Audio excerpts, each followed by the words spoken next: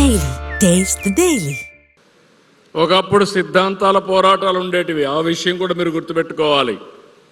సిద్ధాంతాల పోరాటం అంటే మన దేశంలో మీరు గుర్తుపెట్టుకోవాల్సింది, మనకు రాజ్యాంగం వస్తానే, మీరు చిన్నపిల్లలు కాబట్టి భవిష్యత్తులో మీకు అన్నీ ఒక ఆలోచన వస్తుంది.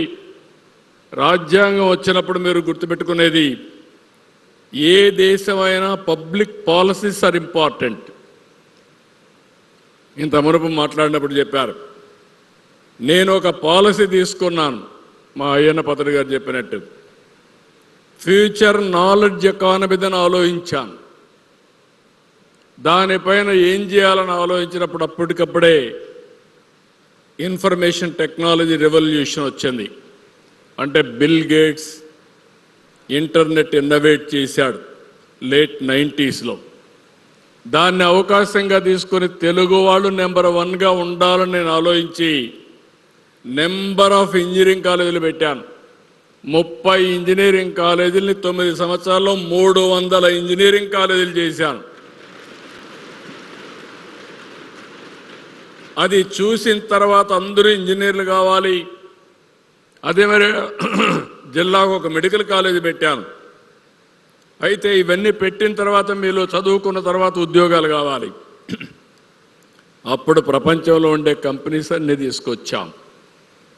ఆ ఒక్క పబ్లిక్ పాలసీ మీరు చూస్తే నాలెడ్జ్ ఎకానమీ ఈరోజు దేశంలో 20 సంవత్సరాల్లో నెంబర్ 1 ఎకానమీ ఆంధ్రప్రదేశ్ హైదరాబాద్గా తయారైంది, తెలంగాణగా తయారయ్యే పరిస్థితికి వచ్చింది ఒక్క పబ్లిక్ పాలసీ.